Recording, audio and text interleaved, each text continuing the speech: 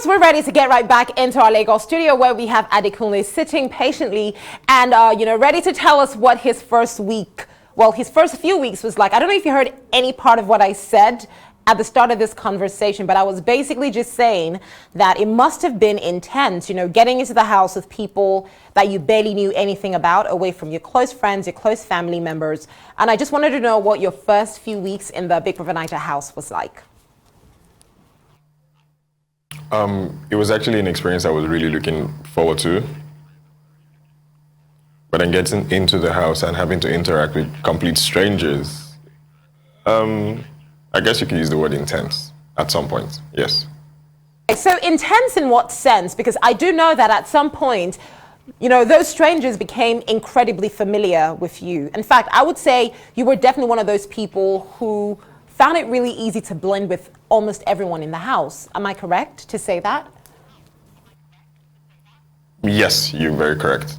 So when you use the word intense to describe your experience, could you break that down for us a little? So, in a, let's say, normal world situation now, for example, if you have maybe a disagreement or a squabble with somebody, and maybe you need space or you need time just to get away from all that, in the Big Brother house, that's not available. So everybody's in the same space. If there's an argument, if there's an issue, if there's a conversation that's being had and you don't want to be a part of it, chances of you actually getting away from it is very limited. So there's every possibility that you are taking in every experience and everything that's going on in the house. At some point in time, it will build up inside of you and case in point intense. I like that you explained it that way. It's a very close space. I can imagine. I mean, for me, and now I just want us to just dive right in and just leave all the nitty-gritty introductions. For me, I would say one moment that was really intense. Okay. I was almost scared of you, Adekunle, I have to be honest. I was scared of both of you. I was like, oh my gosh, this is so real. Your argument with Shegs, I feel like that was one moment where I would say, yeah, I know I would want space from this situation. For you, in that very moment, what would you say was the one thing you needed desperately? Would you say, I wish I was out of the house so I could just give this guy like a punch in the face, or, geez, I wish I could just get out of here for like a few days. I need to be away from here, Yeah, it was definitely space because, my outburst was as a result of a build-up.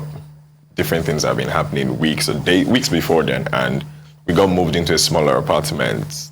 Everything just became smaller. So, yes, it was just basically an outburst of everything that I had on the inside. So yes, definitely, I would have needed space or maybe just a change of environment at that point in time, just so the atmosphere wouldn't be so tense.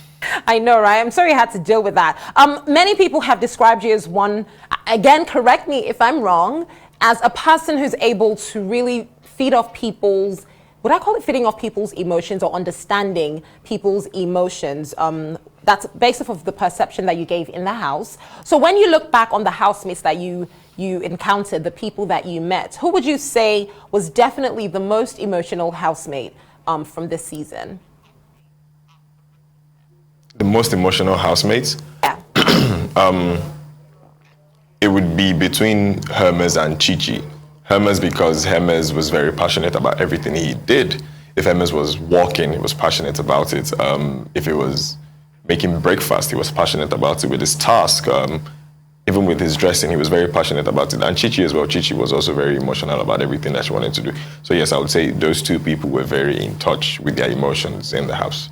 Did you ever feel compelled to get involved in, other people's businesses, especially in terms of how they related with each other? Because I noticed that's something you try to avoid, even if you kind of dabbled a little. We'll talk about that shortly. But did you ever just feel like, oh my gosh, can I just tell this person one or two things so they can just see the light at the end of the tunnel? Yes, there was definitely that. And I think my overindulgence and wanting to help or wanting to be in conversations where I wasn't needed got me in trouble a couple of times in the house. Let's talk about that for a moment. Why would you call it, what did you just say? Did you call it overindulgence, in conversations that you need? Indulgence, yes. Yeah, overindulgence. Why do you think that's what it was? What's different from what you were trying to do from what Nigerians on Twitter have been doing while you were in the house, for instance? So everybody has different experiences. Quite a number of us came from different backgrounds. In some cases, there were places where I could tell some housemates needed help, or they needed a little bit of oversight or extra insights on some conversations. And it's just basically some conversation. And when I tried to help, or when I tried to share my opinion, it mostly came off from a, who is this guy? You don't know everything. You can't tell me this, you can tell me that. And I could clearly see that this particular person or this conversation was taking the wrong routes, and I just wanted to help steer it back. And I'm the kind of person that I don't know how to not help out. For some weird reason, I just always want to help. So yes, my overindulgence in wanting to help did get me in trouble in the house.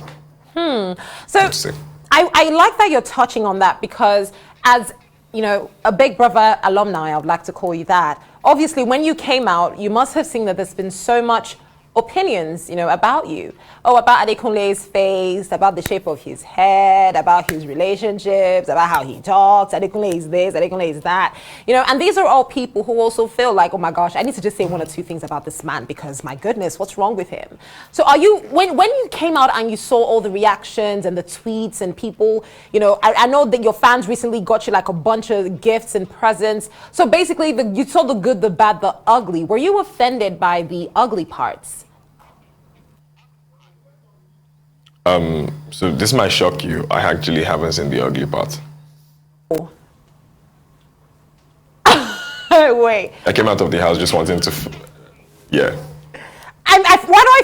Well, let me get it. Is it like you're avoiding it, or it just hasn't? I mean, I'm not even disputing that it might not even be there. You're avoiding it. You're avoiding it. Yes, because I did come out to the house and I found out that quite a number of people love me. So rather than focus all my energy on other people who don't like me, why don't I just pay more attention to all the love that I'm receiving? So my time out of the house has been me spending more time on all the love and positive energy that I've been getting. I love it. Like, I know there are bad stuff. Yeah. I just haven't seen it. And keep it that way, honey. Like, I love it. I think for me, that's like the best statement I've heard today. Like, focusing on just the good. The bad might be there, but just focusing on the good parts. So, Adekunle, let's remove this right on. In terms of like picking things up where you might have left them in the house, is there anything that you feel you might want to just, put some more fire on, reignite maybe? Or are you just like, okay, guys, deuces, thank you for your time. I want to just move right on with my life by myself. Thank you for your time. I want to move on with my life.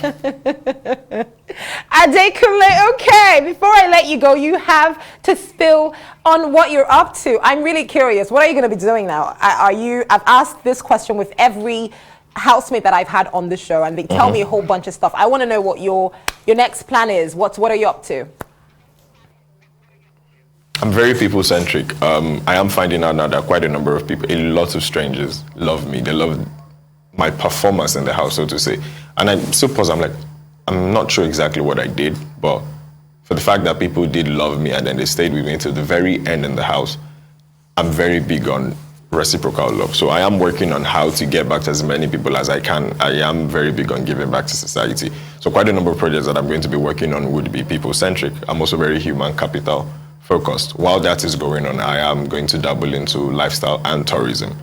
I have a fashion brand that's focused on promotion of cultural heritage and tradition, and just trying to infuse it with the African knowledge. So there's going to be that. And of course, it would be unwise of me to say that there would not be opportunities from being on the Big Brother platform. So I am open to whatever opportunity comes just by virtue of being a former Big Brother housemate.